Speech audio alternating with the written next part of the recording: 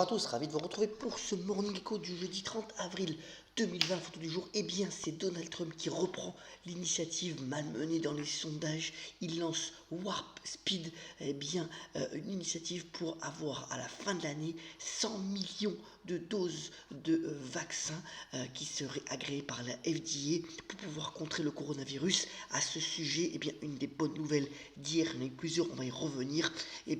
Gilead, donc le laboratoire américain, a fait état de tests positifs pour son remdesivir, son médicament qui était à la base pour lutter contre l'Ebola, qui pourrait servir contre le coronavirus. Les prochains tests et conclusions auront lieu fin mai. Vous voyez sur ces entrefaites, l'action Gilead a gagné plus de 5%. Et d'ailleurs présentera donc ses résultats après la clôture ce soir. Tu sais, dans un contexte où, vous voyez, les marchés actions ont été euphoriques. Alors, une raison pour cela, c'est, malgré une croissance américaine en berne, puisque le premier chiffre pour le premier trimestre 2020 a fait état d'une baisse de l'activité de 4,8%, donc outre-Atlantique.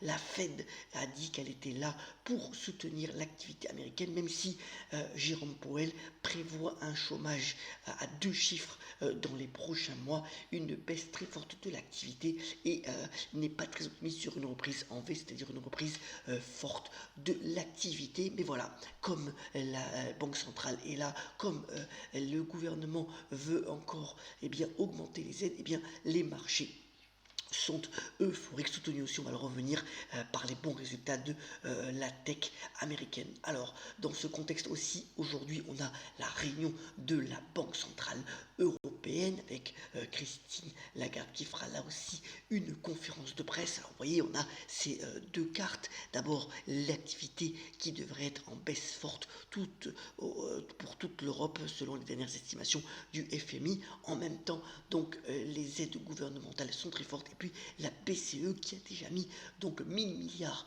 d'euros sur la table pour racheter des obligations. Ce sera plutôt une pause qui est envisagée de la part de la Banque centrale européenne pour aujourd'hui, en attendant de voir les prochains développements économiques.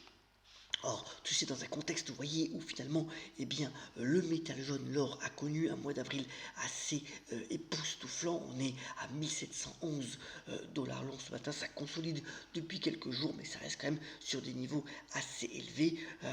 Plusieurs analystes pensent qu'on va toucher 1800 dollars dans les prochaines semaines, en fonction bien entendu des chiffres économiques qui sortiront. D'ailleurs, la Chine ce matin a fait état de chiffres contrastés, plutôt meilleurs sur le segment des services, moins bons sur l'activité manufacturière, en particulier celle destinée aux exportations. C'est normal, le reste du monde est encore confiné. Et puis vous voyez un regain d'intérêt aussi sur le Bitcoin qui est tout proche des 9000 dollars.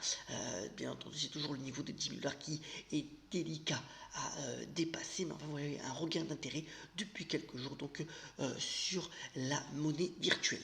Alors, je voulais aussi vous souligner qu'un secteur qui ne connaît pas la crise et qui continue à avoir de forts investissements, c'est relayé par le quotidien Les Échos ce matin, tout ce qui est investissement dans la food tech. Alors, bien entendu, les plateformes de livraison comme Deliveroo, les nouvelles sociétés, par exemple Insect qui veut mettre donc les insectes sur nos tables, ou alors encore d'autres initiatives. Vous voyez qu'on est sur des volumes assez impressionnants de 2,4 milliards d'euros investis sur ce secteur, une dynamique encore confirmée d'ailleurs par les mesures de confinement récentes. Donc voilà vraiment un secteur d'activité qui ne connaît pas la crise en ce moment. Et c'est une belle transition pour les grandes valeurs de la tech américaine. Alors après la clôture, on a eu les résultats de Facebook, dont 17,7 milliards de dollars de revenus, c'est assez considérable par le groupe dirigé par Mark Zuckerberg. Alors vraiment très peu d'impact du coronavirus. Les 3 premières semaines d'avril ont été aussi très bonnes selon le groupe américain. Et puis le taulier dans le cloud, Microsoft qui publie des résultats encore au-dessus des estimations, même au-dessus des estimations pré-coronavirus. Vous voyez que l'action regagne encore 1% après avoir gagné 4% donc en séance. Et vraiment, le groupe dirigé par Satya Nadella démontre très peu d'impact par rapport au coronavirus. Alors dans le secteur automobile aussi, Tesla a fait aussi un bon premier trimestre, devenant positif. C'est la première fois que le premier trimestre de Tesla dans une année est positif. 500 000 véhicules électriques devraient être livrés pour cette année, donc de bonnes perspectives par le groupe d'Elon Musk qui quand même a ravivé la polémique en disant qu'il fallait libérer l'Amérique de ce confinement. Et puis Renault, ouais, alors Renault, bien entendu, la tendance boursière, on en a parlé maintes fois dans cette chronique, a été plus que chahutée. Et bien quand même, il va y avoir le prêt garanti de 5 milliards d'euros. Ça a été validé donc par la Commission européenne et ça a permis à Renault de regagner un peu de couleur en bourse. C'est plus de 7% hier, alors que l'alliance avec notamment Nissan et Mitsubishi doit être relancée et présentée d'ici à ce mois de mai. Alors, je voulais aussi vous parler, on est encore dans la tech américaine, mais c'est assez intéressant. D'abord, eBay, vous savez que eBay avait fait l'objet d'une offre de rachat de la bourse de New York qui s'est après ravisée. Mais enfin, eBay a publié des résultats encore solides hier, l'action a baissé de 0,6%. Mais eBay tente de se concentrer sur certains secteurs d'activité, comme par exemple tout ce qui est décoration, ameublement, tout ce qu'on peut avoir aussi de meubles d'intérieur assez anciens, donc sur certains segments. Et alors, eBay, c'est surtout une société qui fait aujourd'hui moins de croissance, mais qui a un bilan très sain et qui pourrait de nouveau susciter la convoitise d'autres groupes dans les semaines à venir. Et puis, dans les mesures de déconfinement, il faut tout replanifier au niveau des entreprises. Voilà ce dont s'occupe de manière assez efficiente Anna Plan de sociétés. Vous voyez que la société quand même a perdu pas mal de terrain en bourse, mais ces derniers jours, eh bien, tente de se relancer, et c'est vraiment un beau logiciel qui permet donc aux chefs d'entreprise et aux directeurs d'IT de nos compagnies, eh bien, de pouvoir planifier efficacement les déconfinements, les postes de travail, pour pouvoir bien les mettre au sein des entreprises. Et c'est véritablement une société à avoir à présent à l'esprit.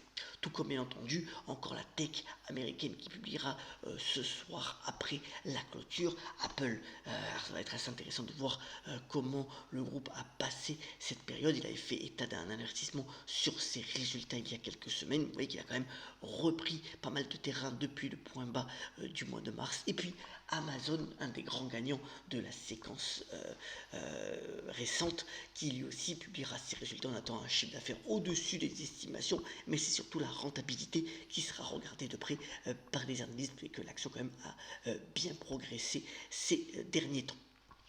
Alors, du point de vue du culture, on peut rendre un hommage à Ben. Alors, ça s'appelle plus Ben, l'oncle Soul, mais Ben tout court, qui donc publie un album en plein confinement. Ça s'appelle Addict to You, avec de bons morceaux. Une collaboration aussi, notamment avec le groupe de rap français IAM sur un titre. Et cet album, publié par Ben, qui avait fait son album date de 2016, notamment avec un hommage à Frank Sinatra. Bien voilà, c'est son nouvel album qui sort en plein confinement, donc une belle initiative prise par cet artiste. Vous bien entendu l'écouter sur les différentes plateformes de streaming. Terminons ce Morning Echo. Alors, pour tout ce qui est muguet, ça sera assez délicat de s'en procurer. Essayons peut-être d'être imaginatifs et de faire des muguets virtuels. En attendant, on termine cette chronique par la citation de Catherine Freud, qui a dit « La vie, soit on la rêve, soit on l'accomplit ». Très bonne journée à tous, très bon week-end. Soyons encore solidaires et rigoureux par rapport au confinement. On arrive au dernier jour, et très très bonne journée à tous et à toutes.